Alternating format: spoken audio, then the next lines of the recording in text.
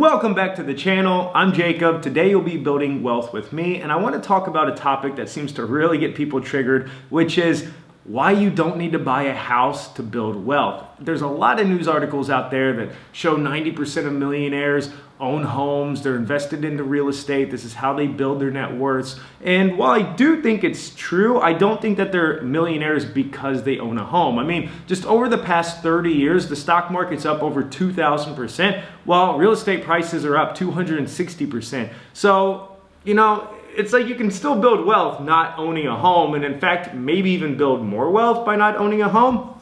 But I want to use data and really break down the numbers for you to show you that if you just want to be a renter your whole life, you can be a renter and still become a millionaire. I'm 28 years old, I have $637,000, no debt, and I've never owned any property in my life. I've always been a renter. I have no problem being a renter. But the key is I still invest my money. I still say I'm gonna put my money into the stock market every paycheck I get, and that's how I'm building my wealth. Maybe that's for you, maybe it's not, but I just want to break down this idea that you must buy a home to build wealth. I think it's fear-mongering. I think there's a lot of banks out there that profit from people taking out mortgages. There's a lot of real estate folks out there, your real estate agents. They need to be buying and selling homes or having people buy and sell homes so they can be making money. And so I want to break down kind of this myth that you must be buying a home. And if you're not buying a home, you're wasting your money on rent, you're just setting it on fire. None of that stuff is true. As somebody that's in the top 2% of people by net worth in my age group, I can tell you it's not true. So let's go through this video and I'll show you exactly what I mean. So I want to show you if somebody were to have bought a home in 1995 for $115,000, which was the median house price at the time, with 20% down on a 30-year mortgage at 4%. That means their down payment would have been $23,000. They'd had a loan amount for $92,000. Their monthly payments were $439,000. And by today, 2025, that home would be worth $414,000. So that's an increase of 260%, 4.3% per year. That is the data we have, that home prices have actually increased that much from 1995 to now. So on the flip side, there's somebody like me who's not worried at all about buying a house. And that down payment, the $23,000, that invested into the stock market and compounds into a lot of money. And this is what I mean. If a stock owner, a renter, would have instead invested that down payment of $23,000 into the S&P 500 in 1995 instead of buying a home, today those stocks, their index fund, whatever, would be worth $509,000. That's a 2,100% gain. Now, if you think about this, the person who has the home has a $414,000 home, plus they had a lot of extra fees and stuff that went into that home, so it's not like they just profited $414,000. The person who put the $23,000 into the stock market gained like $480,000 of almost pure profit by just having their stocks sit there and grow for them. Now, there's the flip side of the stock owner also had to rent over the past 30 years. They didn't buy a home, and those costs do add up. So if we look at how much they earned in their investment, the $509,000 is their total stocks, then they spent $525,000 over rent, because that's how much somebody over the past 30 years would have spent on rent to rent the same home that the homeowner purchased. Then it looks like they lost $16,000. But that's just simply not true. That's what the mortgage lenders and the bankers and the real estate agents tell you, is that person threw their money away and they're actually down $16,000. That's comparing apples to oranges, because they actually still have a $509,000 stock portfolio. If the person who bought the house were to go sell their house today for $414,000, they would just have $414,000, whereas the renter still has $509,000. That's like saying that the homeowner, every single time they spent $1 on a vacation, on a piece of candy, on a new pair of shoes, that gets subtracted from their home equity. It doesn't work like that. So just because the stock owner, the renter, has this portfolio that compounded over 30 years, just because every time they spent money on rent, that doesn't get subtracted from the amount that their stock portfolio has. They still have $509,000 in stocks. So on the surface, it does look like the stock owner, the renter, does make out like a bandit or make out better than the homeowner, but that's still not the case. There's a lot of variables here. And to be honest, the homeowner actually probably always will win, and here's why. The homeowner's mortgage was $439 a month.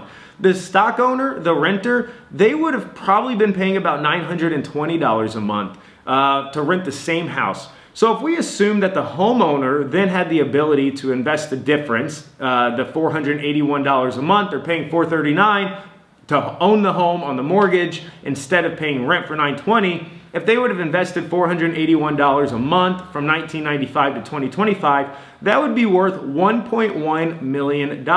So the homeowner now has a home that's worth $414,000 plus a stock portfolio that's at $1.1 million. That gives them a total net worth of $1.5 million, where the renter, the person who's holding the stocks, only has a net worth of $509,000. So that's like 3 times more in wealth. And in that perspective, it definitely makes sense for the homeowner to buy a house and not rent and invest the difference and then make up this giant stock portfolio over 30 years. But there's kind of a lot of if statements there. That's assuming that the renter never invests again. That's like saying they only put down the initial down payment, but then they never contributed any more to the stocks, to the stock market, to the retirement accounts, nothing. But I doubt that would be true. There's also the other variable that the homeowner actually has a lot of cost that the renter doesn't have. So for example, homeowners have average maintenance cost of about 1% a year. They also have property taxes of about 1.25% of a year. They have mortgage interest, so whenever they took that mortgage out, they also had to pay interest to the bank, even though it was only 4%. That still eats into the profit of the home. And then that puts them at total out of the pocket of $244,000 of all the maintenance and stuff added up over the years. So that then brings their net worth down from $1.59 million minus the $244,000 out of cost of the pocket down to $1.346 million. And we're also going to give the renter the benefit of the doubt that they continue to invest even after investing the initial down payment of $23,000. So where they made that $23,000 initial down payment, instead invested into the stock market, plus let's say that they continued investing but half as much as the homeowners. So they invested $240 a month instead of $481 a month. That still ends up with them a total net worth of $1 million, almost $100,000. So that's only a difference of $248,000 between the homeowner and the renter. The thing is the homeowner also is still going to have closing costs whenever they buy and sell their house. They're still going to have insurance costs. And who knows, maybe some of the expenses are inflated or deflated here. It's hard to tell. I mean, this is just a model, it's just a theory. But ultimately, the net worth of both the homeowner and the stock owner, the renter, is still going to be over $1 million. So that's the point I'm trying to make, is that you don't have to buy a home to build wealth. And to buy a home to build wealth, if that's the only reason for buying a home, then you probably just aren't ready to be a homeowner yet. I'm not ready to be a homeowner yet. I can't even calculate in the amount of time and what it would cost me to be a homeowner. That's impossible to put in this calculation. I personally don't want to be outside mowing grass. I don't want to be inside painting. I don't want to replace a furnace. I don't want to replace windows. I don't want to sit here and think like what needs to be updated in the house. That's time spent that money also can't calculate for. So if owning a home could only get me about $248,000 more dollars, but I have to put my money into an illiquid asset, I can't just get up and move very easily all the time. I like to live out of Airbnbs. I travel around the world. I've lived in 2-3 different countries just over the past 4 years, and I love that lifestyle. So I'm still building wealth, and I'm doing it without owning a home. I just wanted to break these numbers down to show you too that you can also build wealth without owning a home. And you should buy a home when you're ready to buy a home, not just to build wealth. That it's not necessary.